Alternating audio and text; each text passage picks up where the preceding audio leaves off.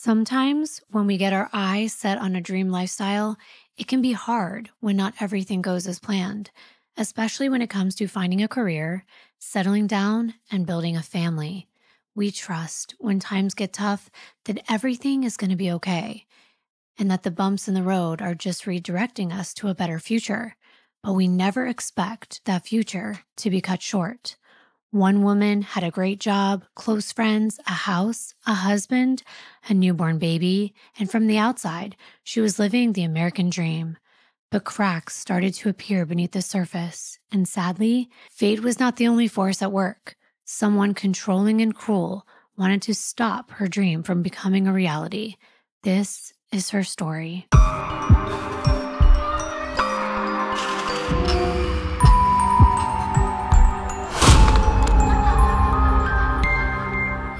Hi, everyone, and welcome to episode 28 of the Darklivity podcast. I'm your host, Kimbyr, and I am here with my co-host, my best friend, and my official amazing husband, Jonathan.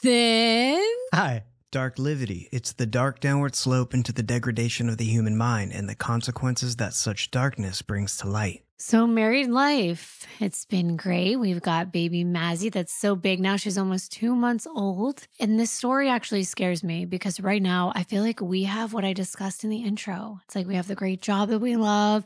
We have awesome friends. The house, we're actually getting a house. It's like a total fixer-upper. But I mean, it is our first house together. We just got married. We have a newborn. And that's the life that Sara Jane Williamson Raras was living. Sara was born on June 20th of 1963 to her parents, Sarah Doris Alexander and Archie Bob Williamson.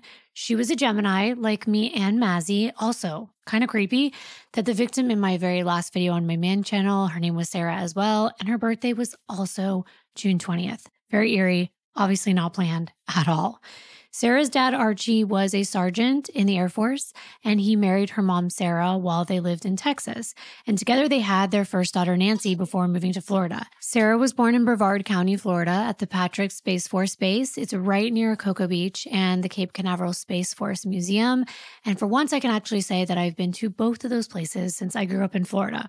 As a family in the armed forces, Archie, Sarah, Nancy, and little Sarah moved several times. When Sarah was 6, they settled in Albuquerque, New Mexico, where Sarah excelled in school. Sarah was actually a genius. Her IQ testing revealed she was highly gifted, especially in math and reading. And I want you to think of the 1970s nerd stereotype, the big glasses, shy, socially awkward. Well, Sarah was actually none of those. She transcended stereotypes. She was a cute kid with wise blue eyes and reddish brown hair. She liked to keep her curls short, which revealed her bold and free-spirited personality. She was smiley, energetic, friendly, and extroverted. Sarah's mom liked to call her Tigger from the Winnie the Pooh series because of the bounce in Sarah's step. She and her sister Nancy were always running around in matching dresses, having play dates with friends, and Sarah liked to read mystery novels like Nancy Drew. What was your favorite book series growing up? I know mine was R.L. Stein's Goosebumps. I mean, it's kind of everyone's, I feel like. And I also loved reading The Babysitter's Club. I used to read that every day. What about you? I loved Goosebumps. My dad actually tried to get me to read The Hardy Boys because he loved Hardy Boys. I didn't really like it too much, but yeah, I read Goosebumps and I think I collected more of the books than I actually read. Yeah, I liked the artwork on the front of the covers. I want to hear from all of you. Please leave it in the comments. So what was your favorite series of books growing up? In 1980, Sarah graduated from Highland High School and moved an hour away to attend the New Mexico Institute of Mining and Technology. Sarah actually had a scholarship to study math, and she would minor in English so she can continue her love of reading and creative writing. At this point, Sarah was enjoying her newfound independence, but she missed Albuquerque, so she would regularly catch up with Nancy. I feel like the name Nancy was super popular in the 80s and the 90s because we've done several cases where there has been a Nancy or a couple Nancys. Right, and Sarah and Nancy talked about anything and everything, and soon Sarah mentioned a new man in her life, Paul Cohen. After Sarah graduated with her bachelor's degree, she and Paul were married. He supported Sarah as she began her master's in statistics, but in their early 20s, things were always changing. Sarah was offered the opportunity of a lifetime working for White Sands Missile Base in New Mexico.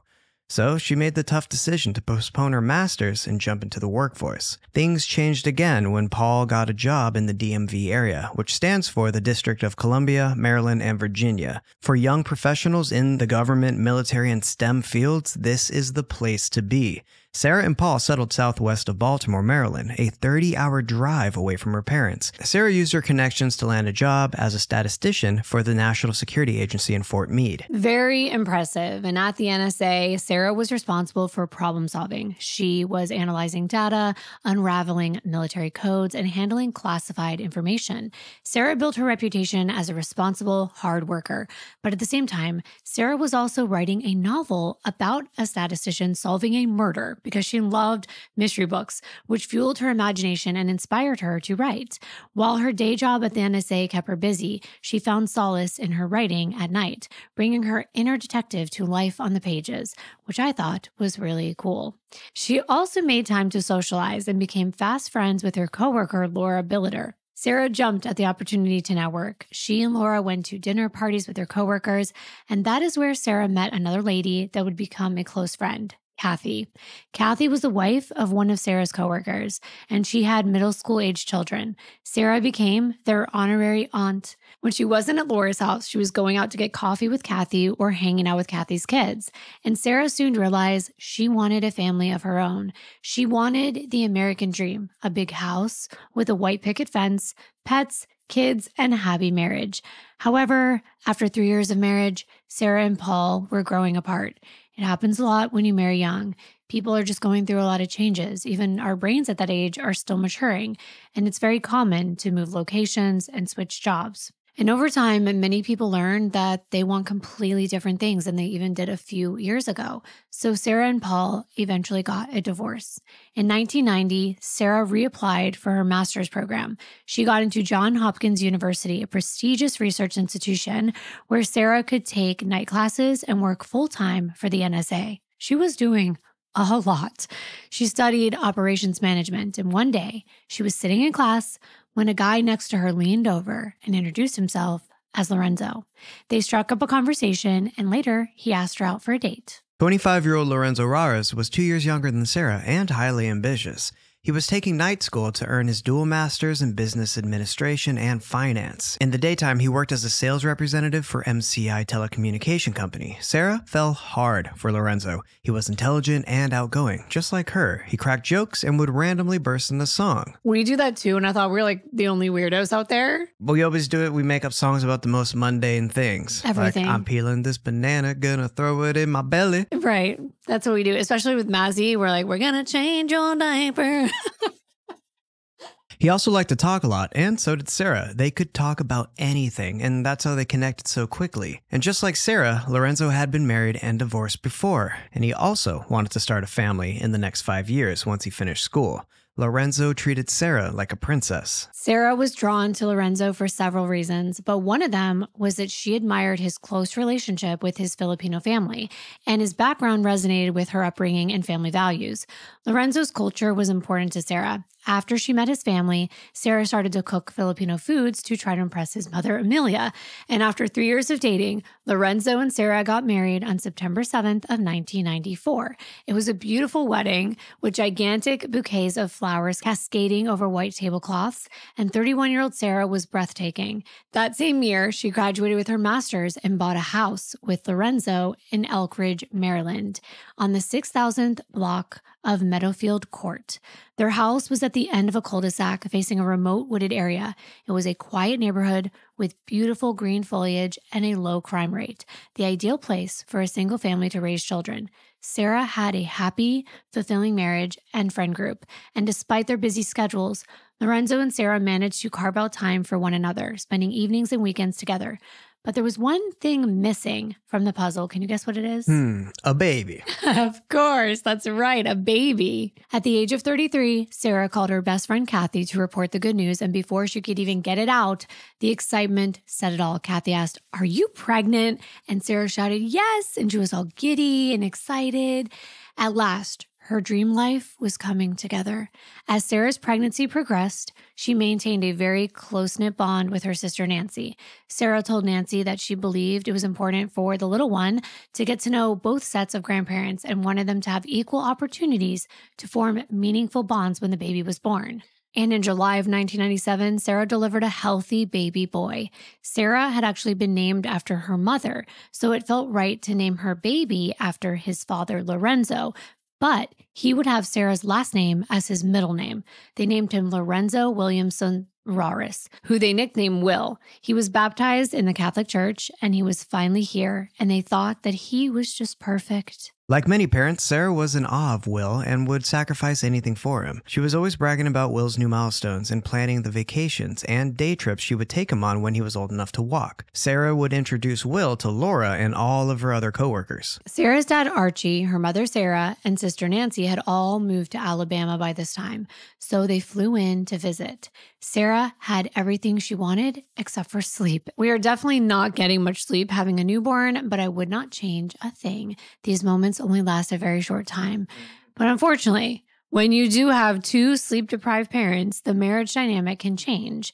Being a working mother, Sarah faced challenges balancing her professional responsibilities with the demands of raising Will. And with her family residing in Alabama and Lorenzo also very dedicated to his career, they relied heavily on Lorenzo's mom, Amelia, for assistance, which is not that uncommon. And Amelia, a dedicated and loving grandma, had no reservations about caring for her grandson. As a matter of fact, in Amelia's eyes, due to their culture, Will, being the firstborn son of her firstborn son, it was a big deal. He was the future of the family and the potential family leader. She cherished her time with him. Amelia worked at a nursing home called Genesis Elder Senior Center, and when she was caring for Will, she loved to take him into work and just show him off to all of her coworkers. Sarah had a lot of respect for her mother-in-law. She looked up to her and would learn a lot from her, including how to cook delicious Filipino food. And this all sounds great, but there was an issue. As grateful as Sarah was to get help from Lorenzo's mother, Sarah also wanted Lorenzo to connect with his son.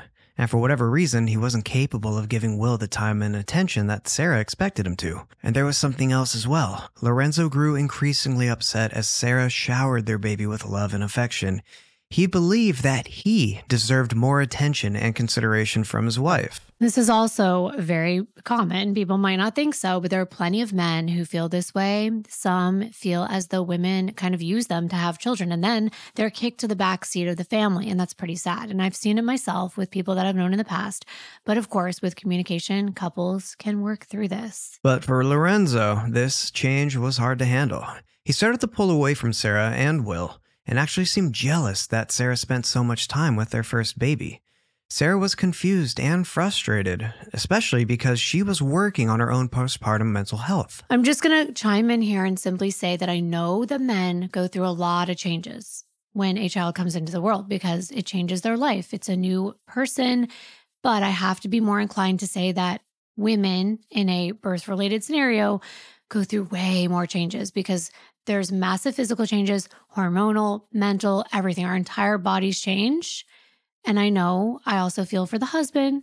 If there are any men out there watching, I'm sure it's tough. But I feel bad for Sarah in this scenario because Lorenzo was not willing to help. It wasn't that he wasn't capable. It was just he had checked out. He was jealous of the baby and he just decided, nope, I'm going to just focus on my career. And in this case, both of them had a career. So I guess I'm not really old school, but some couples decide from the beginning, one's going to be the caretaker and one is going to go to work. The husband and wife should be equal and take turns. That's what we do. And I would be disappointed if, my husband didn't want to help with our child. I love helping with the baby. And Sarah really thought Lorenzo needed more time with Will so they could bond. She thought maybe that's what the issue was, that Lorenzo being a dad and not having that 9 months in the womb that she had to bond with Will, Lorenzo wasn't feeling that attachment. But when Lorenzo did spend time with Will, he wasn't able to get things done that he needed to do, like the laundry or preparing meals. And that's completely understandable. It's very hard. That's why I said taking turns where someone cleans while the other one is watching the baby. But I know it's hard. I get that. And Sarah felt that Lorenzo's lack of support was causing their relationship to go downhill. And the lack of support was not the only issue. Lorenzo had issues with mental health before all this. He was actually prescribed antidepressants, but he had recently decided to go off of his medications. And then he became controlling over Sara, maybe feeling out of control over the baby, his career, the housework, and his mental health. Lorenzo decided to try to control Sara because then at least he could control something. He started demanding that only he make all the decisions about their family, who did what, and what Sara was allowed to do. If Sara stayed home from work or went out with a friend like Kathy or Laura, Lorenzo would accuse Sara of cheating on him. He would get angry at her, and Sara began confiding in her friends that she felt trapped and that she was becoming fed up with him. She was in disbelief that this was the same man that she had married. Lorenzo had been the man who supported Sara in her career and her classes and her dreams. And now she felt like he was slipping away, and she was devastated. She was a mess. She truly wanted things to work out, and feeling desperate about the state of her marriage, Sara sought the advice and guidance of her mother-in-law, Amelia. But unfortunately, Amelia refused to get involved, and rightfully so. It's hard getting between your son and his wife. She told Sara the couple needed to resolve their issues with one another, and she made it clear that she wanted nothing to do with the conflict. And I think that that is the respectful thing to do. And I probably would not have gone to the mother-in-law in the first place with my personal issues with her son. But that's because as a mother myself, I know that I would side with my own children, even though I may understand the issues. Same with friends. It's not wise to discuss issues that you have with your partner's friends, because it's definitely going to get back to them. Yeah, I think anything that pertains to someone should be discussed with that someone. Yeah, not behind their back. Sara felt like she tried everything, and sadly, things just weren't getting better. So, in June of 1998, just before Will turned 1 year old, Sara served Lorenzo with divorce papers, and Lorenzo moved out of their family home to go live with his parents and his brother for the time being until he could make other arrangements. And Sara retained most of the custody of Will, with Lorenzo seeing him for visits until the divorce and custody were finalized. It was a pivotal moment in Sara's life. As hard as it was to take this step, Sara tried her best to take it in stride. Her friends were in awe of the transformation they witnessed in their friend. She had managed to juggle the responsibilities of work, motherhood, and pursuing her dreams. Sara was an inspiration to those around her, proving that women could do it all on their own, especially when they have a partner that is bringing them down. It's almost better that they are on their own rather than suffering through it. As Sara moved on from her tumultuous relationship with Lorenzo, she got somewhat of a mommy makeover with a brand new hairstyle, and she made sure she had some healthy distractions from the turmoil. She threw herself into her writing hobby. She outlined her murder mystery novel about the woman mathematician and wrote 3 chapters. It was hard to find time to write between Sara taking classes for yet another degree, and Will was at the age where kids get sick regularly. In November of 1998, Will actually had to get surgery for an ear infection. Sara's friends were there by her side as a support system. She saw them regularly and would keep in touch about what was going on. She saw Kathy once a week and called Laura every single day. When Will's surgery was completed, Laura was the first to know it went well. Sara was clearly a strong, independent woman and a great parent.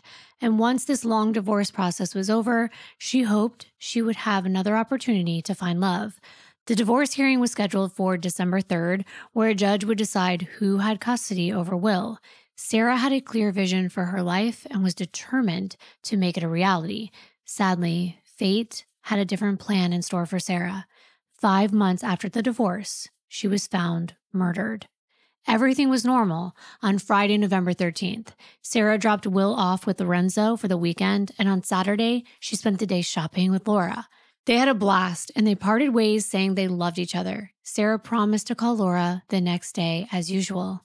Laura went to bed early that night and woke up the next morning on Sunday thinking everything was normal. But that afternoon passed with no phone call from Sara.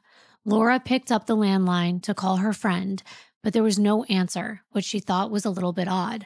And then she noticed a missed call on the answering machine with a message that was left at 8:46 p.m. the night before. Laura began listening to the message and her mouth dropped in horror. It was about 40 seconds long, and there was a scuffle, a staticky sound on the other end, and it sounded like the phone was dropped or even kicked. And then there were screams, sounding like they were coming from a woman, and a wet coughing and choking noise.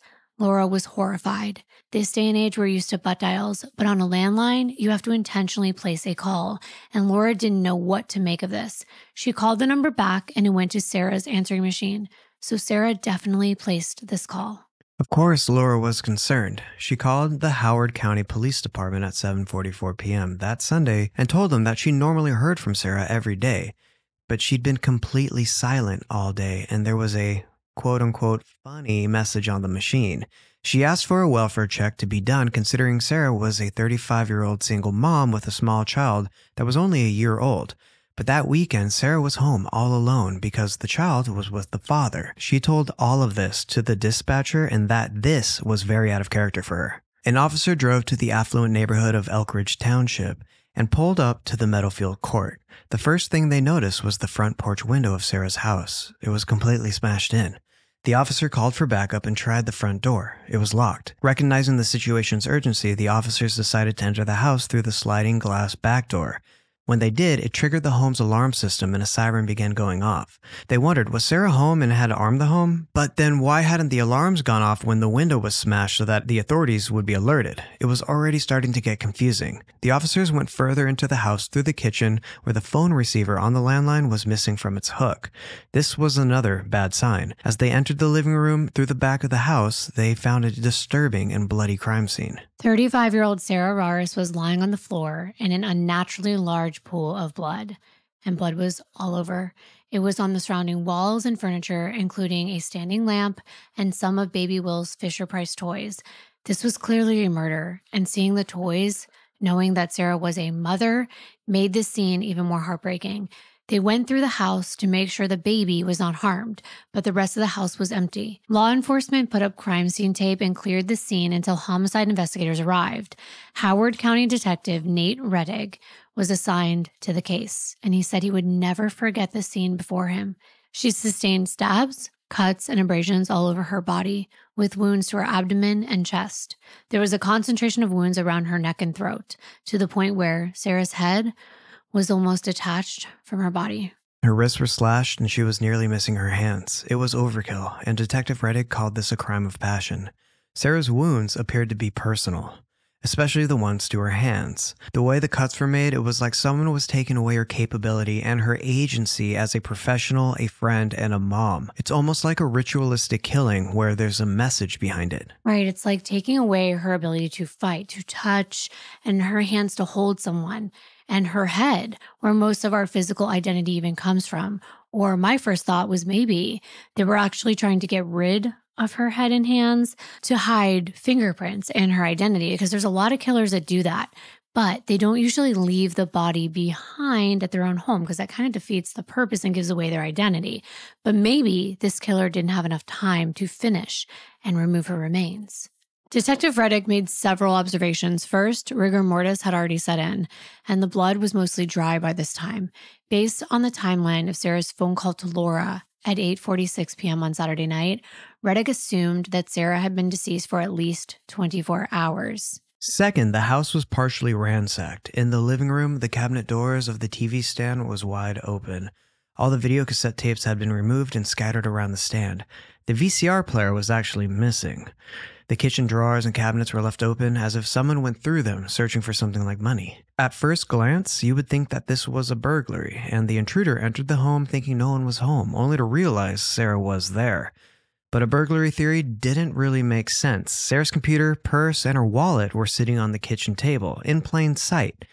Rettig determined that this was staged. Someone knew Sara personally and was trying to make it look like a random murder. So then Detective Rettig looked closer at the broken window, and there were bloody footprints leading from Sara's body to this window. It was evident to the detective that the murderer must have entered and left the house through this window. He studied the alarm system at the base of the window pane. It was installed so that if someone pried the window open, it would trip the alarm and it would go off. But the window wasn't broken, it was obliterated. The white wire frame had been kicked in. 1,000 glass shards were scattered over a side table, and the alarm was untouched. Did the intruder get that lucky? I mean, maybe yes. Maybe they were a career criminal. They'd cased this home. They knew where the alarms were and how to bypass them.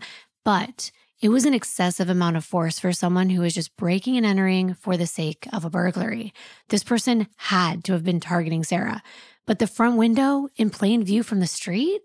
Why not shatter one of the back windows or the sliding door at the back of the house, which faced an isolated woods, an easy way to enter and get in and out without being seen? Right, and if you look at this bird's eye view of the home on Google Maps, we're showing it on the screen for anyone watching the video version of this podcast. The back of Sarah's house that sits on the cul-de-sac has dense woods behind and on the right side of it. Two alternative options that would have seemed a lot smarter than the front. But the detective had a theory. He thought the murderer didn't use the back door because they knew an alarm was attached to it, meaning the murderer most likely knew who Sara Raras was. The forensics team arrived and collected blood evidence from the crime scene. There were bloody smears on the wall near Sara as if a hand was dragged against the wall. However, they didn't find any fingerprints. Either the killer didn't put enough pressure on the wall or anywhere else to leave a print. Or maybe they were wearing gloves. Bloody boot prints led across the carpet in the living room. They were large and likely belonging to a male perpetrator. The tread pattern was recognizable, matching up with Timberland brand boots. The area around the footprints was studied for any foreign blood that did not belong to Sara because Detective Reddick hoped that the killer had injured their hands during the struggle, and that blood would have fallen to the floor, making circular droplets. But it seemed that the killer left unscathed. Detective Reddick and his team searched the perimeter of the house, all the way into the wooded area behind the sliding glass door, and in the corner of the yard, they found a weapon, a large machete with blood smeared on its handle. They couldn't say for sure whether this was the murder weapon, but it did match Sara's injuries. The knife was sent back to the Maryland Crime Lab for DNA testing, but I mean, I don't know about you. I don't want to jump to conclusions, and I know that they don't either. But it's pretty safe to say if a large machete is outside of a murder scene with blood on it, it's most likely related. Just my unprofessional opinion here. Now, while the police force responded, Laura was impatient as she was waiting for answers, so she hopped into her car and drove to Sara's house. Laura drove up the cul-de-sac, and a chill went down her body. She saw crime scene tape and the broken window, and she felt frozen to her core. Laura stopped the car and talked to an officer. He told her that her best friend had been murdered in her own home. Laura was in denial. She was like, no, it can't be Sara. They must have found someone else. But it slowly dawned on her that she would never hear or see Sara ever again. The only solace she had was that Sara's son Will was not in the home at the time of the murder, and she communicated this to the officer. How devastating. I can see how she would feel like it's surreal. But yes, one consolation is that Will was not in the home to witness his mother's murder or to be hurt. But at this time, they actually had no idea if Will was safe or not, and they were working their way to figuring out the answers to those questions. But for now, the investigators conducted a thorough canvass of the neighborhood surrounding Sara's home to find out if anyone heard or seen anything out of the ordinary. By the next day, everyone in the community knew of Sara's passing, including her coworkers at the NSA, her family 850 miles away in Alabama, and her estranged husband's family as well. Her sister Nancy's phone rang at work. It was her husband on the line. Nancy thought this would be a typical call about what the two had planned for dinner that night, but instead her husband informed her that her sister Sara had been killed. It was a complete shock. Knowing that baby Will would never get to know his mom hit me so hard. And Sara and Will deserve so much longer together. I can't even imagine getting a call like that. I've only gotten one call like that my entire life, and it still haunts me till this day. And it wasn't a murder. It was a close friend and his sister that died in a horrific car crash. And I remember my former roommate calling me up at like 4 o'clock in the morning. And it was the craziest thing because my brain, I was listening to what she was saying, but it wasn't comprehending what I was hearing.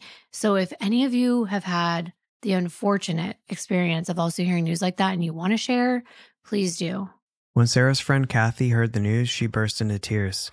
When she was able to catch her breath, her first thought was how she would tell her children. Sara was family, and Kathy's kids had never lost anyone before. That's really tough. A lot of times kids don't know how to comprehend death. But back to the investigation. Detective Reddick spoke with Laura. He wanted to hear this answering machine message that Laura had told dispatch about at 8:46 p.m. Saturday night. The message was only 40 seconds long, but as Reddick listened to the short gargled screams and the choking noises, he knew that this was the sound of Sara being murdered. We're able to find that recording and we're going to play it for you, so please brace yourself because I know for me, I wasn't able to get this sound out of my head. If you don't want to hear it, you can skip ahead.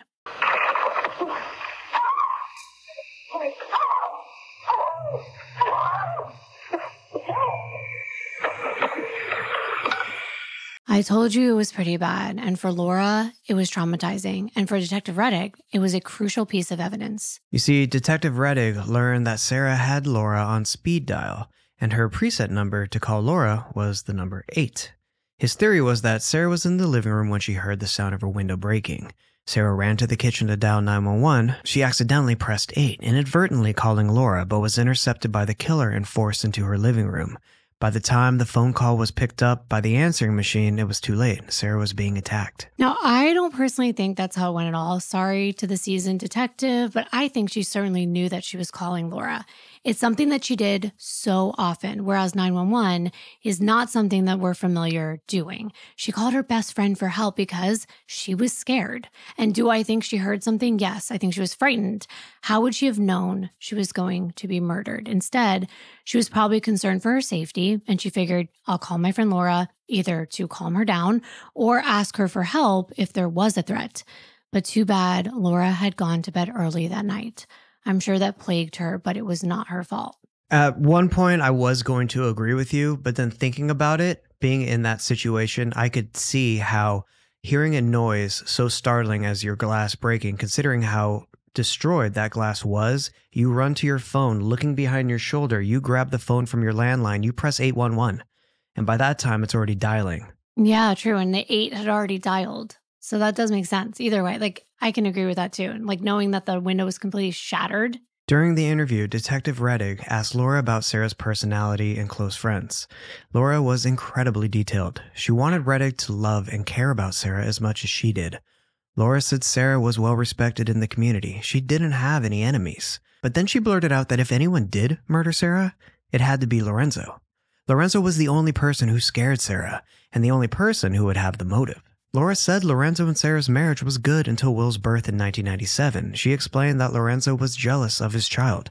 When he got off his meds in January of 1998, his mental health issues were exacerbated. And then he accused Sara of cheating on him with her boss at the NSA, Don Lewis.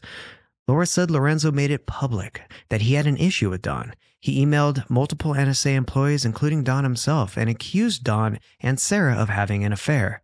This was a serious accusation. Don was in a position of power, and their department dealt with sensitive information. A security team had to interview the entire department about Sara and Don's relationship. Everyone was talking about it, and everyone thought it was hilarious. Sara and Don together? Don was like a father figure to Sara, and Sara kept things very professional. She would not want to risk losing her job. It was so ridiculous that Laura didn't think Lorenzo was serious. But he was, and Sara confided in Laura. She said she was scared of Lorenzo. He was possessive and violent, and had even threatened to take her life once, which resulted in Sara calling the police. She told Laura about Lorenzo's guns. He owned 2 revolvers, 2 rifles, a semi-automatic, and Sara thought Lorenzo might hurt himself, hurt her, or even hurt Will. Many people own guns in the United States, but that wasn't the problem. The problem was Lorenzo. However, when Sara confronted Lorenzo about this and said she didn't want guns in the house, Lorenzo actually sold all of the guns so that Sara would feel safer. Laura knew that Sara was in a bad situation, and she was there for her. But it was ultimately Sara's decision whether she wanted to work things out or pursue a divorce. And at the end of June 1998, Sara had enough. She asked Lorenzo for that divorce, and it ended with Laura driving Sara to the courthouse so she could file for a protective order.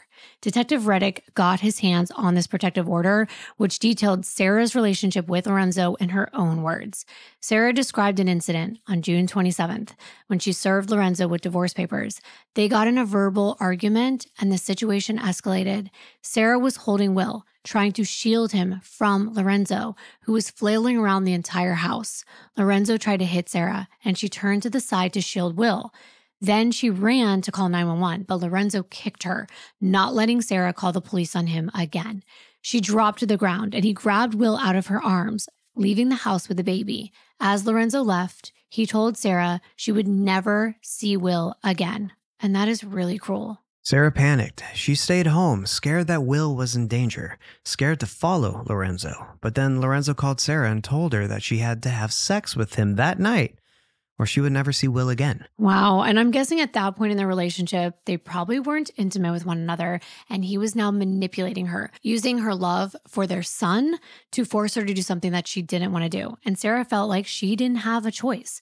So she actually agreed. And Lorenzo returned to the house, and Sara did have sex with him, which, for the record, is not enthusiastic consent. It's being forced. Even if you're legally married, it's still forced when you're being manipulated against your will. It's just gross. Right. And when it was over, she asked Lorenzo to leave, but he wouldn't. And then on the next day, Sunday, June 28th, he threatened her again. He said he would take Will away if she didn't have sex with him. This poor woman was being harassed. And dare I say, I can't say the R word, but he was forcing her into having intercourse by threatening her. This man wouldn't leave. He stayed again. And then on Monday morning, Sara finally took the opportunity to call the police. This is Sara's version of events. And when police showed up and assessed the scene, Lorenzo insisted the house was his house, that's what he told them, and that there was nothing wrong. They were a married couple and he was allowed to be there. He said that he and Sara had an argument and nothing more, and claimed he never forced her to do anything.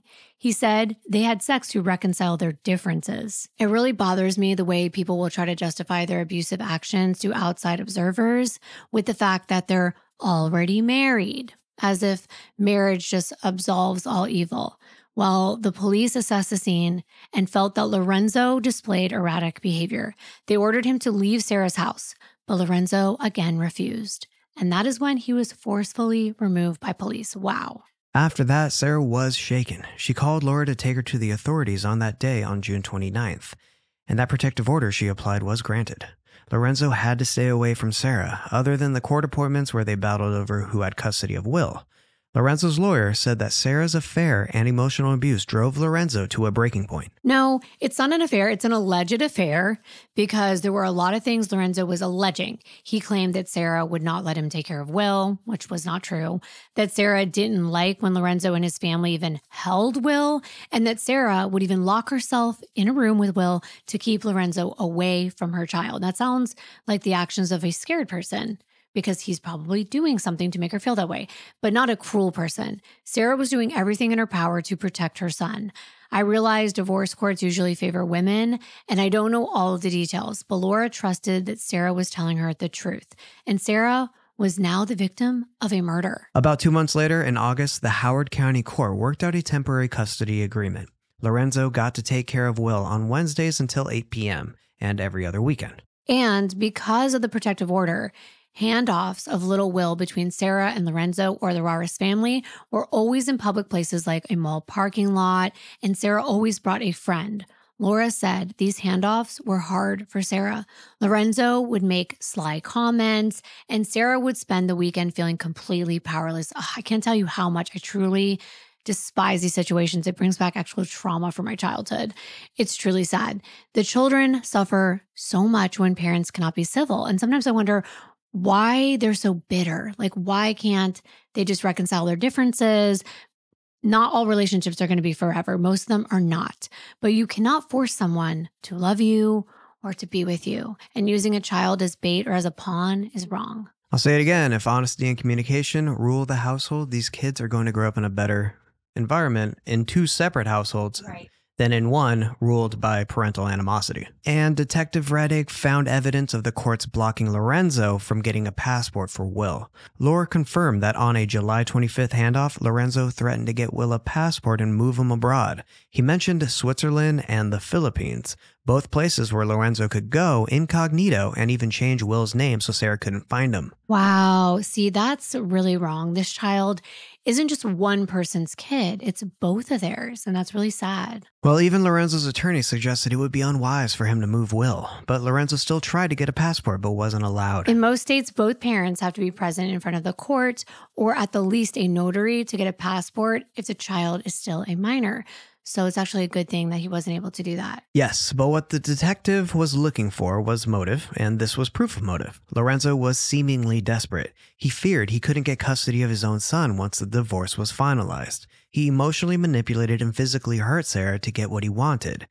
But did that make him a heartless, violent killer? That's what they needed to figure out. After talking with Laura, Detective Reddick went to speak with Sara's neighbors. A few Meadowfield Court residents had been home Saturday evening, but no one heard Sara's screams. The houses were far apart, so the neighborhood felt private. Sara's neighbor Charles said that Sara kept to herself and minded her business. He didn't know her very well, but she was always coming and going from the house, so her social sphere was outside of the neighborhood. Then Detective Reddick, who I feel like is doing a lot of the work on his own in this case, from what I was reading in reports, but I'm sure he had a team. But he looked at neighborhood surveillance footage and didn't notice anything out of the ordinary. Sara had alarms, but the thing is, she didn't have cameras on her front porch where that window was. Reddick spoke with Sara's friend Kathy for any leads, and Kathy mentioned Lorenzo as well. She said Sara was scared of him, just like Laura had said. So scared that on Friday, November 13th, the night before they believe the murder occurred, after dropping off Will, Sara called Kathy. She told Kathy she thought Lorenzo might try to take revenge before the divorce and custody agreements were finalized. She said if something happened to her, she wanted someone to take care of Will. She didn't want Will to be raised by the Raras family at all. Kathy told Reddick that Sara kept a cooking skillet underneath her bed. That was how scared and paranoid this woman was. But maybe it should have been a gun or something more lethal because sadly, she wasn't able to protect herself. But she was taking precautions for good reason. And that makes me sad that she had 3 weeks left until her court date and she was ready to put all her worries behind her. And now Will was living with the Raras family, which was not what Sara wanted. It was almost like an unknown dying wish that she really didn't want Lorenzo or his family raising Will. 2 days after Sara's murder on Monday, November 16th, detectives went to the Raras family home at Pearlwood Court in Parkville, out in Baltimore County, a 30-minute drive from Sara's house. The family home was owned by Amelia and Antonio Raras, and they had 3 children, Lorenzo, Michelangelo, and Josephine. Yes, and at the time, I believe Josephine was actually living with her husband somewhere else, not still living at home. But recall that Lorenzo's brother was still living with his family when Lorenzo moved in. The Howard County police officers who were dispatched to interview Lorenzo were careful to observe his reaction upon learning of his ex-wife's death. They wanted to identify any potential signs of his involvement in the murder. An officer knocked on the door and Lorenzo answered. When the officer broke the news to him that Sara had been murdered, Lorenzo fell to his knees. He covered his face with both his hands and let out a heartbreaking sob. He was overcome with emotion.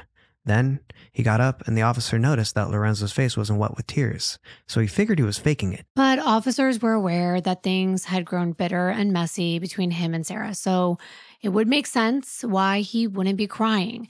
But still, it's the mother of his child. You had good times with her, and now she's been killed. I mean, I think most human beings would shed at least one tear. Right, but would he be faking it, and why, they wondered. He had to have known that he'd be a suspect. I mean, spouses or ex-spouses always are. Exactly. So maybe he was trying to lead the investigation in another direction. Or was he genuinely upset and maybe he just couldn't get tears out at the moment? Like he was so shocked. They couldn't be sure at this point. But then Detective Reddick interviewed the whole family at the police station. Let's start with Lorenzo. In the interview room, Lorenzo was collected and actually acted pretty arrogant. His reactions were measured and he seemed only to care about himself. They asked point blank if he had anything to do with this murder and he adamantly denied involvement. He said he didn't know who killed Sara and the last time he saw her was Friday when he picked up Will. Lorenzo said Saturday night he was home. That was his alibi, but not a very good one because, of course, his witnesses would be his own family. But surprisingly, Lorenzo had his own theory on what happened. He said Sara had cheated on him with her boss, Don Lewis, and he thinks Don did it, alleging that maybe things had gone south between them and he got upset about something, so he took it out on Sara. It's convenient that the guy that Lorenzo hates would be the real killer. But Reddick didn't want to rule out any possibilities. He didn't get a good feeling about Lorenzo, and he did not like him. But until he had more information and evidence connecting Lorenzo to the crime, Reddick had to let him go. but not before exercising a search warrant on Lorenzo's person, meaning there was probable cause to collect Lorenzo's fingerprints, hair, and blood to be analyzed. Right, but weren't there no fingerprints even found at the scene? At this point, I don't think there were, but they were still testing blood evidence, and that takes a while. They also took pictures of Lorenzo's body to determine if it had been involved in a struggle, and it appeared that it didn't have any cuts or bruises, scrapes, abrasions, indicating that he had been in a fight. Well, someone with a machete may not have had those because they're wielding a powerful weapon and attacking a smaller person.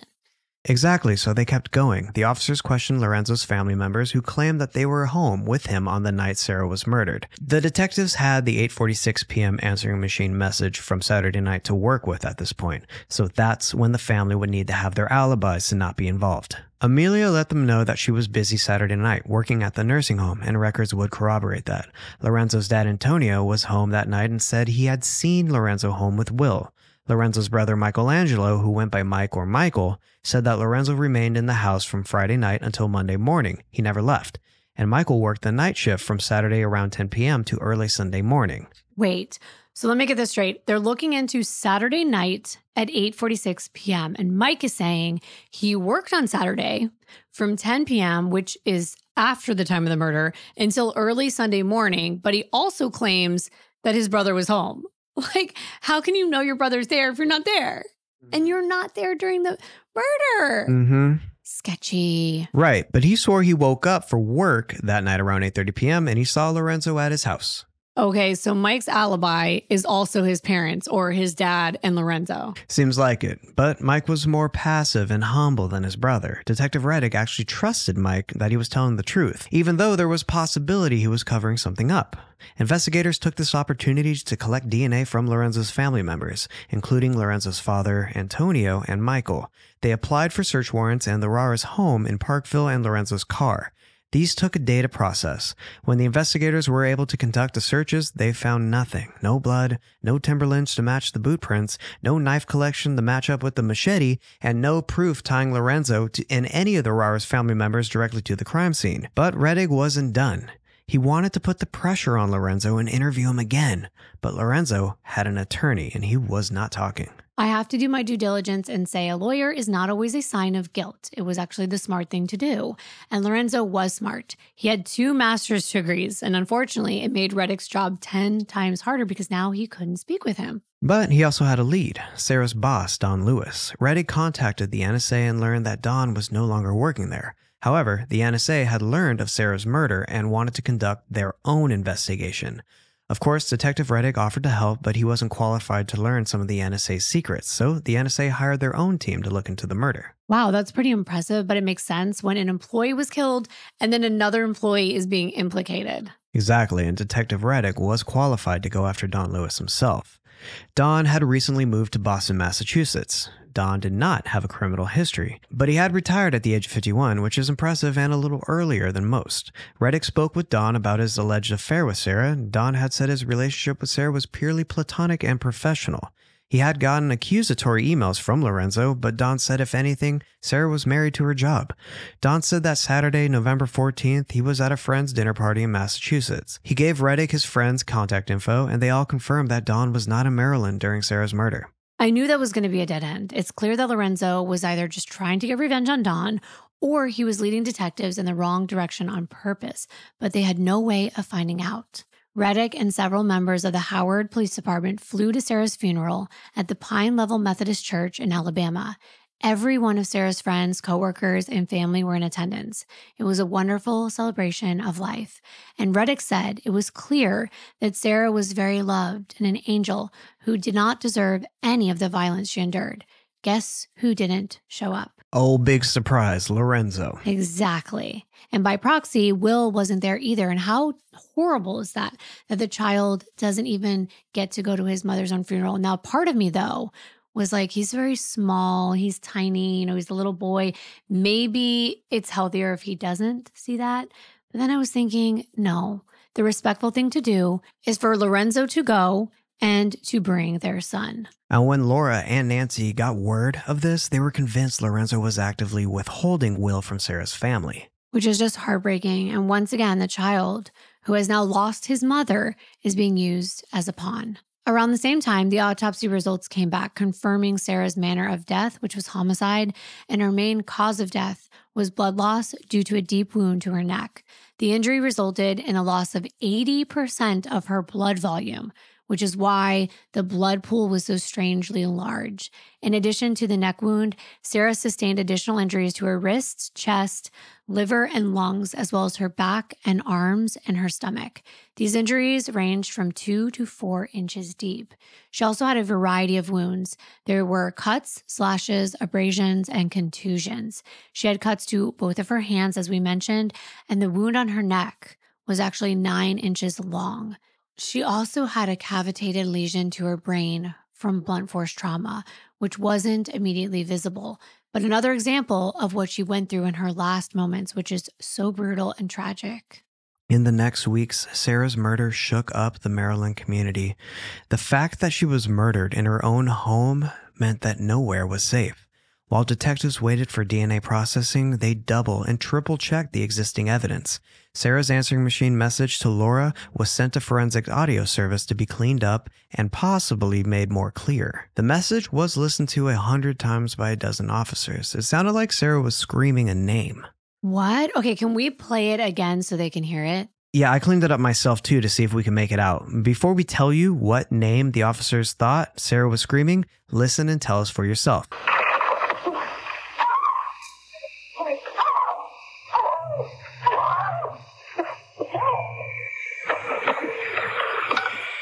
I listened with headphones and I did not hear a name. I just heard screams.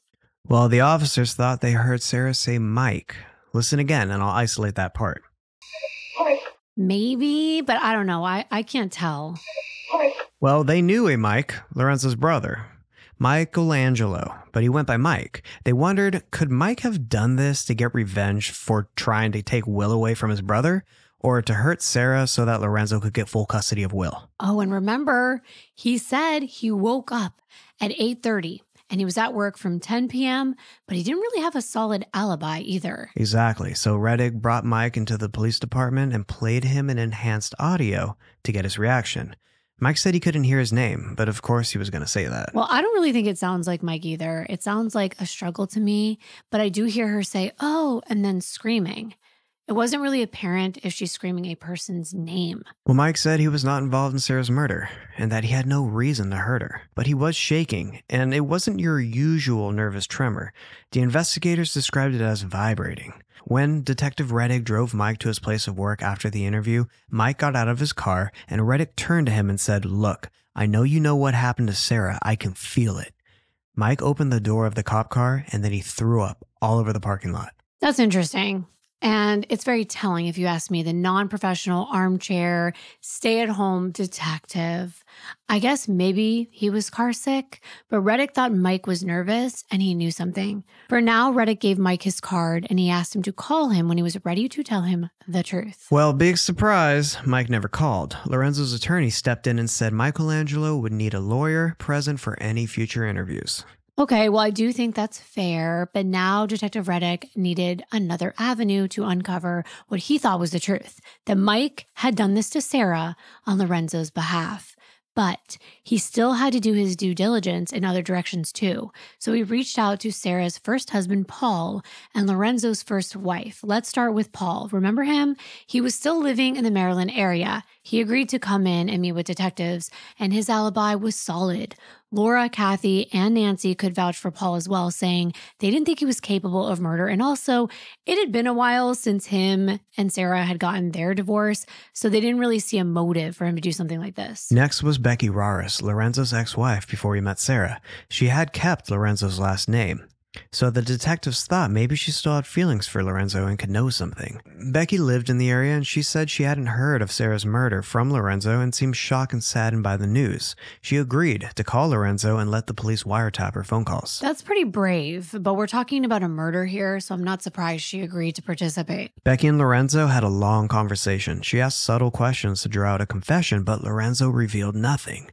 Becky called multiple times that month and no result. She wasn't a suspect herself considering her foot size, but remember, they had those Timberland boot prints as evidence. By this time, the NSA finished their investigation. They concluded Sara's murder had nothing to do with her workplace, and Reddick exhausted all of his leads. Everyone seemed to point back to Lorenzo. Then, after a month, the DNA results finally came back. The blood on the machete was Sara's blood, but it was mixed with trace DNA of a male perpetrator. And since they had Lorenzo's DNA, they made a comparison. The male perpetrator was not Lorenzo. It wasn't Michelangelo either. And it wasn't his father, Antonio. Oh, and it wasn't Sara's former boss, Dawn, either. None of the DNA that Reddick collected to compare to the scene was a match. Wow. I was actually not expecting that at all. So all this time, maybe they were telling the truth. Well, at this point, there was no proof either way, so the case went cold. Maybe Lorenzo was involved, maybe he wasn't, but the Raras family wasn't talking. Yeah, and not only that, beyond not talking, they weren't calling. They weren't calling into the police station. Lorenzo didn't even seem to care about Sara's case. He never called to get any kind of updates or even volunteered any information at all. And this is the father. They share a child together. To me, that's kind of crazy. But on the other hand, Laura, Sara's best friend, she would call all the time. You could tell how much she cared about Sara. She wanted regular updates. She wanted Detective Reddick to maintain his sense of urgency on the case.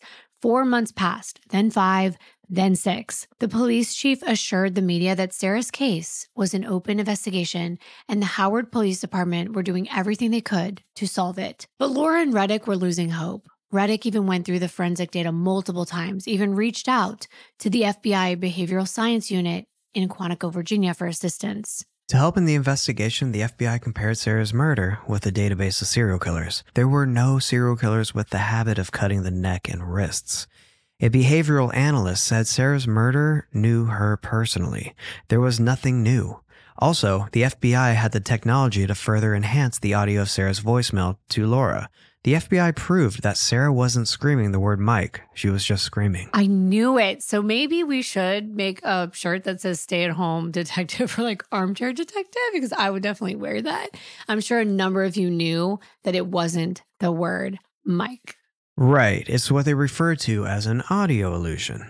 Yeah, do you remember the Yanny and Laurel trend that was going around a couple of years ago? Depending on what you focused on hearing, you might hear Yanny or you might hear Laurel for the same audio recording. It's kind of trippy. It's kind of like when you think that certain lyrics of a song are said a certain way and then you know that they're completely different, but you can't unhear it. I like those. Yeah, me too. And since officers were hoping to hear Mike, they heard Mike. So that's interesting to me. All right, well, I'm going to give you all some ear candy. Look up the Shepherd's Tone, the McGurk effect, and phantom words. The Shepherd's Tone is the coolest one, in my opinion. McGurk effect? McGurk. McGurk? Ooh, that's a weird word. I like that word. It's like fun to say. Kind of like when you're watching somebody speak and they say the word ba, but somebody overdubbed with ga, you'll hear da. What? That's crazy. After 7 months, Reddick was nowhere closer to discovering the culprit until June 1st of 1999. Detective Reddick's partner ran down the hall, bursting through the office door, and said there was an important phone call about Sara's case. The person on the other end was Phil Morrell, a detective from the Baltimore County Police Department. He'd recently heard about a murder confession coming out of the Baltimore County Detention Center. The confession didn't sound like any murders in Baltimore County, so Morrell was calling nearby offices to find a match. There was a guy named Ardale Tickles. He was only 19 years old and had been arrested 3 months ago for an armed robbery at a McDonald's. Ardale had gone to the McDonald's where he formerly worked on Loch Raven Boulevard. He pointed a gun at his former manager and shot him in the abdomen. The manager was recovering and Ardale was waiting his trial. While in jail, Ardale told another prisoner named Edison George that he'd murdered a woman in her home. Edison struck a plea deal with the corrections officer. If Edison drew a confession out of Ardale, he would get a reduced sentence. Edison was rigged up with a tape recorder. He asked Ardale about what happened, and Ardale said he broke a window, almost cut his victim's head off, and cut her hands. That's pretty specific, and it definitely sounds like Sara's case. So Morrell sent Reddick the taped confession. And during the recording, Ardale said that on Saturday, November 14th, he arrived at what he referred to as the devil's house, and he was merciless. This is where it gets graphic. He said, quote, Yeah, the woman, the one that I killed, she was studying. So I jumped through the window and she's like, no, don't kill me. Please don't. And I was like, F you, bitch. And I took the knife and I just, phew, I took her head off. You know what I'm saying? She was like, let me die. She was like, no, no, no, don't cut me up no more. Just let me die. And I was like, you stupid bitch. And then I started jabbing her in the belly and blood was just gushing out. Cut her wrist. You know what I'm saying? Blood was everywhere, end quote. That is awful. I'm sorry that I even had to read that. It's not even human. And he's calling it the devil's house when he is clearly the one that's the demon. He wasn't done either. He said he stepped on the woman's head with his boots. He said it was torture. He wanted her to beg, and even considered taking her power in other ways. But he didn't. Instead, he left her brutally injured. And he didn't even know her name. He told Edison that she was white and she lived close to Columbia. Now, this is Columbia on a map. It's a 12-mile drive from Elk Ridge, Maryland, where Sara lived. That's also matching up with Sara's murder. The question I would be asking, and I am asking, is why? Why would this man do this to her? That's exactly what investigators wanted to know. And when the inmate getting the confession asked Ardell why he did it, Ardell said he was hired to do it. He was acting as a hitman. Wow. Yeah, he said his former coworker paid him $5,000 to commit murder. It blows my mind that that amount of money, like just $5,000, which these people are notorious for blowing right away after this happens, is worth taking a person's life, a human being's life, someone with a family and a story. It's just senseless to me. Reminds me of the Dan Markel case. It does. What's worse is that Ardell was bragging to another criminal about this, and it also meant that it may not be a reliable confession. Reddick took Ardell's word with a grain of salt. Who knows, maybe he wasn't a hitman, maybe he was just pretending. It's common in a jail setting to act hard, and it can be a difference between survival and getting bullied to death. On the other hand, as Reddick analyzed Ardell's words, he began to have no doubt about it. He believed that Ardell killed Sara because he knew way too many details of the crime, more than the media knew, more than the police even knew. The blunt force trauma, for instance, to Sara's head finally had an explanation, and Ardell had a lot more to say. Reddick sat down with Ardell and played him the confession tape. He said he was charging Ardell with first-degree murder, and he didn't even need a confession since essentially they already had one. But he wanted to know what happened straight from Ardell himself. Let me remind you, Ardell is only 19, which means he was only 17 or 18 when the crime was committed. But regardless of his age, Ardell was blunt. He said Saturday evening on November 14th, 1998, he scouted the perimeter of this woman's house, Sara's house, and noticed that she was reading a book in her living room. He thought about going through the sliding glass door, but he wanted to catch her off guard. He was worried if Sara heard him or if the alarm system went off, then she would call the police and he would get caught. So he kicked in the front window and the alarm didn't go off. But Sara heard him anyway, and he found Sara in the kitchen. That's probably when she was making that call. What was shocking to start was that Ardell said Sara was a bad person. That he knew this because the person who hired him told Ardell that Sara once pushed a pregnant black woman down a flight of stairs. What? Yes, and this person also told Ardell that Sara spit in their face and they wanted revenge. Ardell thought Sara deserved to be punished for her racist actions. After all, he was black and took personal offense to this, and he allegedly only received $3,000 in cash. But it wasn't about the money for him. It was about punishing Sara for her hate crime. Well, how did they know that Ardell was even telling the truth? Also, it seemed as though he was justifying his actions. And I understand that hearing those hurtful and awful things that Sara allegedly did would be very upsetting. But do they warrant murder? And how could he trust this person that was supposedly telling him all these things? I doubt Sara really did those things to someone, so clearly he had been lied to. But who would be so angry with Sara that they would slander her name like that and also hire someone to kill her? I mean, maybe it could be true. Maybe this person that hired him knew this pregnant woman and they put out a hit. Well, Reddick had a guess about who would want to hurt Sara and make up lies. He showed Ardell photos of Antonio, Michelangelo, and Lorenzo, the three most likely suspects, but Ardell didn't recognize any of them. Reddick showed Ardell a picture of Sara, and Ardell confirmed Sara was the person he had murdered. Now, Reddick was more and more confused. Was this truly a revenge killing by a person that had it out for Sara for racism?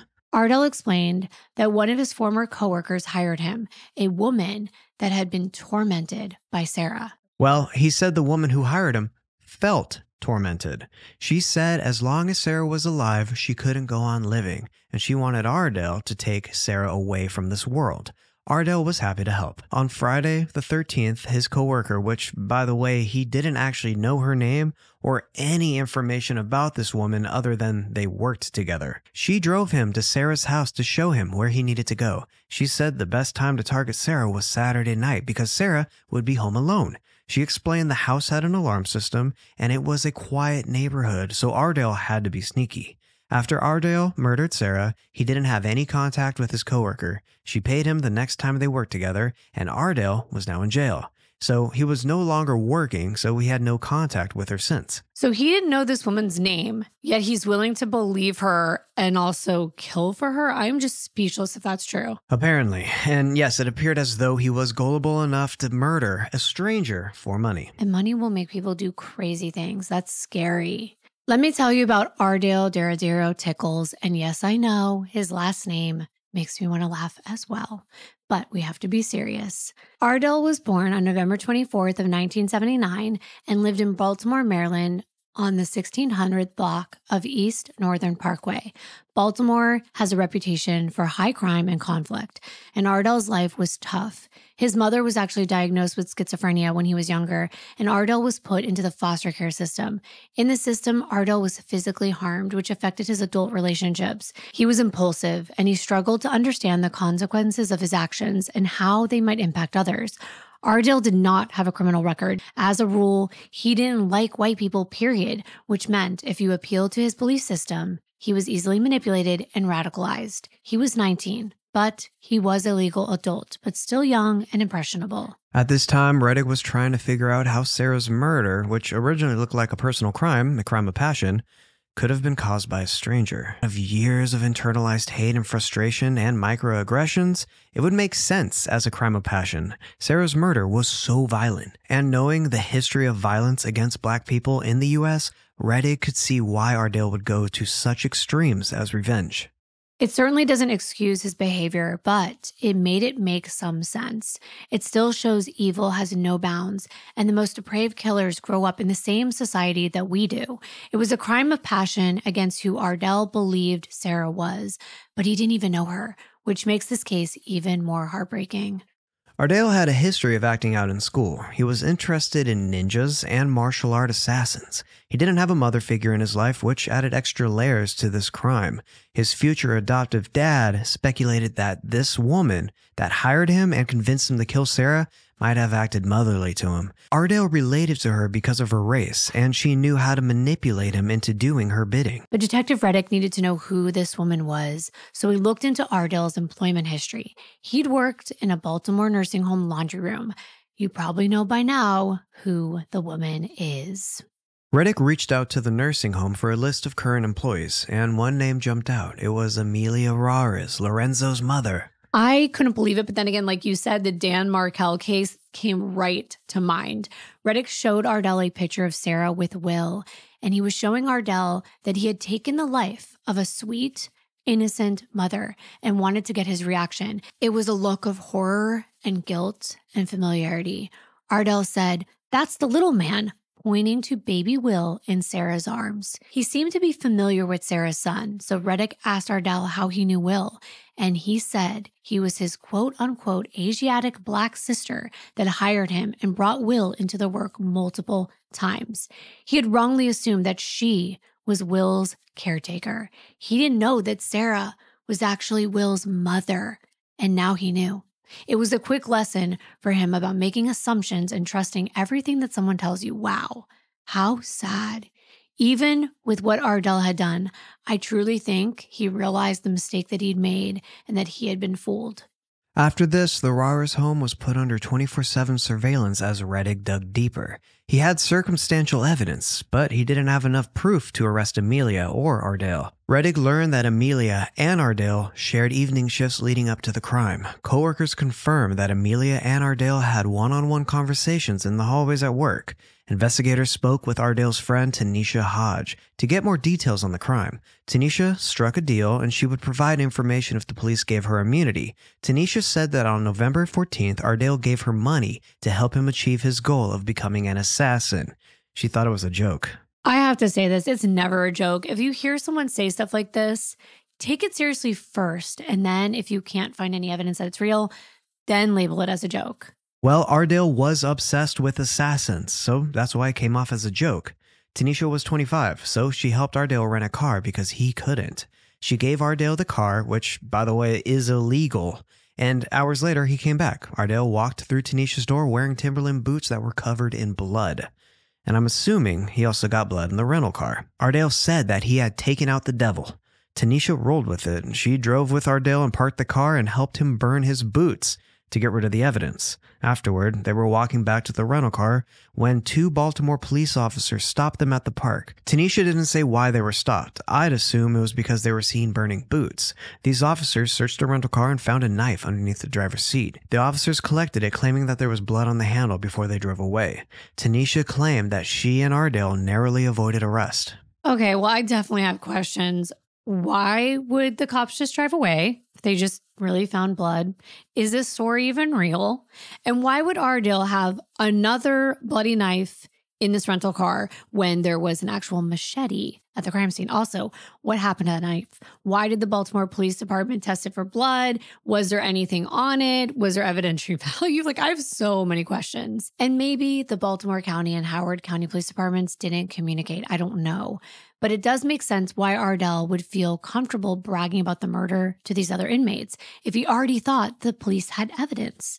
And maybe he attacked Sara with 2 different knives. She did have many different types of wounds. In the end, Tanisha said Ardale made between $2,000 and $3,000 in 2 separate payments. The first payment was $400 so we can get the rental car. The second was $2,000 after the murder. Reddick looked at Ardale's bank deposits during those weeks and found a $450 deposit on his birthday, which was November 24th. An additional $800 deposit on December 11th, and another of $105 on December 16th. So if Tanisha was right and Ardale received $2,000, he didn't immediately put it into his bank. Maybe because he used it to purchase something.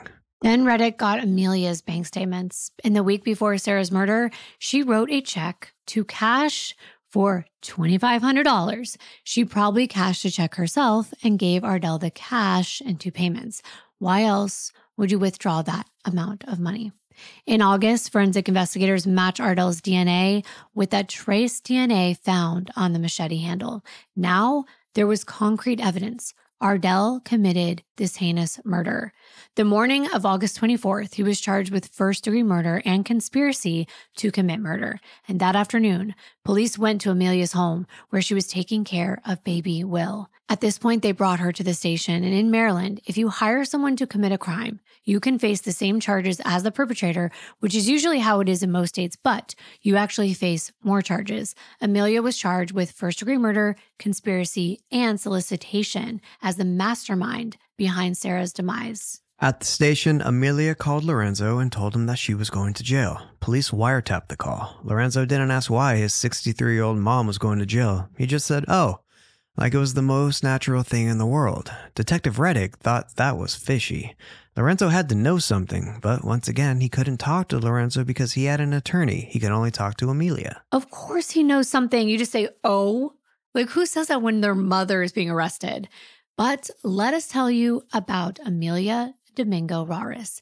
I don't really care to know that much about her, honestly, but here we go for the record. She was born on February 8th of 1936 in the Philippines. When Lorenzo turned 18, he immigrated to America to attend University of Baltimore and later Johns Hopkins. Over time, the Raras family moved to the U.S., and Amelia, she was a small, quiet, smart, and easily underestimated woman. She had a master's degree in nursing and was the definition of the matriarch of the family. That's all you really need to know. I don't want to give her any more time on this channel than we need to. Detective Ellsworth Jones and Glenn Case told Amelia that Ardale had been arrested, and they knew she was responsible for Sara's murder. Amelia didn't talk. She asked to speak with an attorney, but it was Jones and Case's job to draw out a confession, especially about Lorenzo's involvement. They told Amelia that if they found out Lorenzo was involved, the family would no longer have custody of Will. And I'm not sure if this was the wisest thing to admit, but it put Amelia under pressure. If she felt like she needed to defend her family, she might give them more information, and it worked. After a few hours, she retracted her request for an attorney and promised to tell them everything. Now, I'm not sure how ethical this really is from a legal standpoint. Many times, this can come back to haunt detectives when the trial comes around, but their objective at this point was to solve their case. They knew from both Sarah's sister Nancy and her best friend Laura that Sara actually looked up to Amelia. Sara wanted to please her. She wanted to raise Will in his family's culture, but Amelia had very high expectations, and she told the officers that she found Sara to be ungrateful and disrespectful. Amelia had 3 children of her own, and Will was Sara's first pregnancy, her first child. Amelia had opinions on how to raise a child that were based on real experience already being a mother. But Sara didn't want Amelia to do everything. She wanted her to be involved, but not as involved as Amelia wanted to be. And this is all too common with mother-in-laws. I hate to say that, but it is common. So let me know if you've had any personal experiences. What Sara didn't like is to hear Amelia's opinions. For example, when Sara went through labor, Amelia was there. That's difficult. I personally could not do that. I didn't even want my own mother in the room. And it's for this exact reason. Well, it seemed to Amelia like Sara wanted Amelia to leave. Amelia told the detectives that Sara gave her, quote, a nasty look, as if she did not say that, but as if she was telling me to get out of here. What's your business here? Something like that, end quote. I can tell you all the reasons why you wouldn't want your mother-in-law in your birthing room. Labor is difficult, it's painful, it's a personal and a magical experience between you, your partner, and your new baby. And it was Sara's choice who she wanted in that room with her. Is that disrespectful, or is it just a preference? And Sara never told Amelia to leave. Amelia just felt like Sara didn't want her there. Well, the next morning after Will was born, Amelia tried to hold him. Sara asked Amelia to put him down. Amelia told the officers that Sara's request made her feel terrible. Again, these are all feelings, and okay, that's fine. But no one knows if this is even true or why Sara would say that, and if she did. But the next week, Amelia tried giving Sara tips about breastfeeding and bathing and demonstrating how to bathe Will. But Amelia claimed that Sara didn't obey her words or appreciate her directions. If you ask me, that's micromanaging. You can give advice, but you can't expect someone to take it. We are our own mothers to our own children. And honestly, Amelia already had 3 of her own. This was Sara's turn. But as the matriarch, Amelia expected Sara to do things her way and only her way. But Sara was an adult. She wasn't related to Amelia. She clearly had a different style of parenting, and it wasn't her responsibility to coddle Amelia's emotions when it came to her child, period. I'm sure she didn't think it would lead to her murder. Otherwise, maybe she would have acquiesced like she did to Lorenzo's sexual demands, sadly. Plus, in the months after Will's birth, Sara and Lorenzo had more and more issues. Things were not getting better between them, so Sara had to rely more on Amelia. Remember, she did ask for help, so clearly she respected Amelia's expertise. But once again, Amelia's unsolicited advice resulted in another disagreement between them. This time, Amelia said that Sara and Lorenzo were not good parents because of their mental health issues. She said Sara was clearly suffering from postpartum depression and she didn't know what she was doing. Amelia even went so far to tell Sara that if her family split apart, it would be Sara's fault. And Amelia even told investigators that Sara developed psychological problems. Wow. Okay. As someone who has suffered from postpartum depression the first time 13 years ago when I had my first child, I have to say, that is definitely not how you want to treat a woman that's experiencing it. Sara didn't take the reality check very well. It's not a reality check. It was an accusation and a hurtful one. Plus, this woman was diagnosing Sara, and she's not a doctor. Amelia implied that Sara wasn't a good mom, even though everyone in Sara's life confirmed Will was her life, and she was a good mother to him. Amelia told officers that in that moment, she realized Sara, as a white woman, didn't want advice. I don't know why she had to make it about her being white, but this is what she decided in her mind was true. And rightfully so, Sara was insulted. She was angry, and according to Amelia, she yelled at Amelia so loud that she practically spit in Amelia's face. Practically spit. So when Amelia told Ardale that she wanted Sara dead because Sara spit in her face, we know she was exaggerating. That's a lie. And the story about pushing a woman down the stairs, that was actually a complete lie as well. Then, according to Amelia, Sara told her to get out of her house, away from her child, and never come back. I mean, to be fair, that could have happened. And I get it. If you insulted me in my own home, insulting my parenting skills, I'm a grown woman, I might ask you to leave. It's a very emotional time and hormones are leveling out. It's not easy. And what Sara really needed was support, not advice or ridicule. Well, Amelia acted like the victim and told investigators that she was distraught. She told the officers that she was so upset about this fight that she sat in her car, unable to drive. She claimed to love Sara, but didn't understand how a daughter could speak that way to their mother. She said in the Philippines, mothers were revered no matter what. She had never anticipated or expected Sara to treat her this way. Well, okay, I do see both sides in a way, but first of all, she's not Sara's mother. It's her mother-in-law. But I think the cultural differences can be hard to get past. They were raised differently. That's the truth. But they both needed to compromise. And I don't think Amelia was willing. Clearly, it was her way or nothing.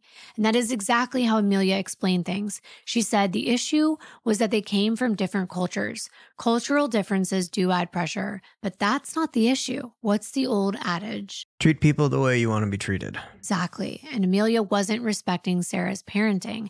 It's a two-way street. Amelia was painting herself as the victim when she could have just let it go and taken a step back. Instead, she said this particular argument was a slap in the face. She called Sara's treatment, quote, even more than death to me, end quote. An officer said that he understood if Amelia felt disrespected, and Amelia said, quote, oh my God, a million words more than that. Showing disrespect to a mother is death, end quote. Well, there you have it. That's probably the biggest cultural difference right there. And I'm not even sure that's a real Filipino thing or not. That disrespect to a mother is equal to death. Please chime in if you know, but I did research this and I also looked at Reddit to try to find out what people were saying. And what research told me is that Filipino culture places a high value on respect for elders and age, including mothers. In Filipino families, mothers are traditionally defined as having roles that embody parental authority, family cohesion, and cultural values. Families that don't show that they're taking care of their elderly parents can bring shame to the family. Shame, but not death. Though on Reddit, there were a lot of people that said you just do not talk back to Filipino parents. But many Filipinos chimed in and said, no, no, no. Of course, respect is important, but it's more of an individual thing than a cultural thing. When Amelia was asked if disrespect was enough to justify murder, she actually said yes. So to her, individually, it meant death. She said that Sara killed her. That's actually delusional, but this was apparently Amelia's personal yet flawed belief system, I guess. And she harbored all this rage from the moment Will was born, months before Sara served Lorenzo with divorce papers, and that is just wild. Amelia said she didn't know what to do about her situation with Sara. She was at work when she asked Ardale what he would do if somebody spit in his face. Ardale said the answer was easy. He'd get revenge. Well, Amelia said she didn't know how to get revenge. Excuse me, but wasn't she just talking about Sara deserving death? Yeah, Ardale said if Amelia paid him, he would help her get revenge. He said he needed money to get a rental car and hire a couple people to come with him to Sara's home. There, according to Amelia, Ardale said they would scare Sara. Okay, but she's paying him $3,000 for him to merely scare her. Why do I think that's a lie? Right, she said they told her they would stone the house. That's it. Amelia said that throwing stones seemed like an appropriate punishment and told Ardale that she hoped that one of the stones would pass through one of the windows and hit Sara. She didn't want to kill Sara, but she wanted to injure her. Amelia told Detective Jones and Case that by hitting Sara, she would have discouraged Sara from staying in her home. So that's another layer of motive. Not only was Amelia pissed off about Sara's alleged behavior, she was mad that Sara was estranged from Lorenzo. Lorenzo had moved back home. And there we go, that additional layer. I wonder, did Amelia not want him in her home? Was it a disgrace that he chose this woman to be his wife and the mother to their child and then let her kick him out? Did she want Sara to move out so that Lorenzo could have the house back? Or did she want Sara to move further away so that Amelia could spend more time with Will? But that's where the motive got confusing. If she hired Ardell to simply scare Sara and Sara moved further away and got full custody of Will, then Amelia would see even less of her grandson. There's only one situation where Amelia and Lorenzo got custody over Will, and Lorenzo could move back into his home. Only one situation where Will could carry on the Raras name, and that is if Sara was gone. Not a state away, but gone forever. That was the only motive that made sense. That's exactly right. And like you said, investigators also wanted to know why Amelia would pay Ardell $2,500 to stone a house. That's a bit high, but Amelia claimed it was a reasonable amount of money to make Sara feel sorry, because Sara was the issue. At no point did Amelia acknowledge Lorenzo's role in his marriage dissolving, or the restraining order, or his failure to take care of his child. But doesn't that all lead back to the motive? Yeah. Amelia didn't have control over her son's relationship. She didn't have control over what happened to Will, and she'd have even less control once the divorce was finalized. In order for Will to carry on the Raras name and to continue to see her grandchild, Amelia decided that she had to end Sara's life. It's plain and simple, and I have no remorse for her situation. Amelia told officers that Mike, Lorenzo, and Antonio had no idea that she was responsible. She said that Lorenzo would take issue with his mom hurting the person he loved. I question whether he really did love Sara. He didn't cry for her. He didn't even show up at her funeral. But Amelia insisted that Lorenzo wanted to fix things with Sara. If he wanted to fix things, why didn't he? He was the problem. It makes me so mad. And we will never know if the family had a sit-down conversation about what happened, or if Mike knew the details, or if Lorenzo was involved, because Amelia said they had nothing to do with it. She had the audacity to ask detectives and lawyers if she could just be on house arrest as her punishment. She said she would be happy to just stay home and spend the rest of her days crocheting next to her grandson. Ma'am, no. She does not deserve that courtesy. And luckily, the Howard County Police threw her behind bars where she belonged. No kidding. When Nancy, Laura, and Kathy found out who killed Sara, it was unbelievable. They thought law enforcement had the wrong person. Nancy said she never expected it was Amelia because Sara cared about Amelia so much. She was surprised that Amelia would stoop so low to murder someone she'd call family. That's a huge sin, not only in her culture, but in every culture. Amelia's trial was held in January 2000, and Sara's family and friends wore small pictures of Sara to the trial.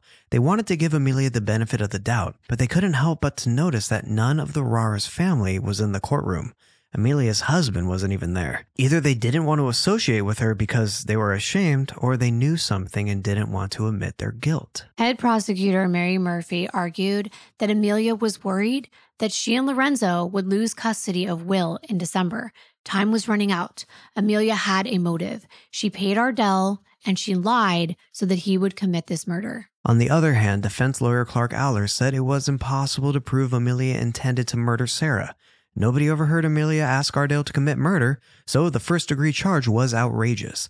Allers tried to stop the jury from hearing Amelia's statements to the police, including the quote about showing disrespect leading to death. But wait, didn't Ardell say himself that he was solicited to murder Sara? That's correct, but Ardell did not testify. Though Ardell's confession tape was played, Edison George, the guy who got Ardell to confess, also didn't testify because he had gotten out of jail, committed robbery, and was now on the run.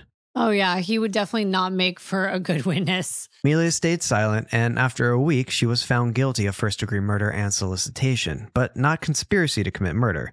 They couldn't prove that she had conspired to kill Sara, but they could prove that she was involved.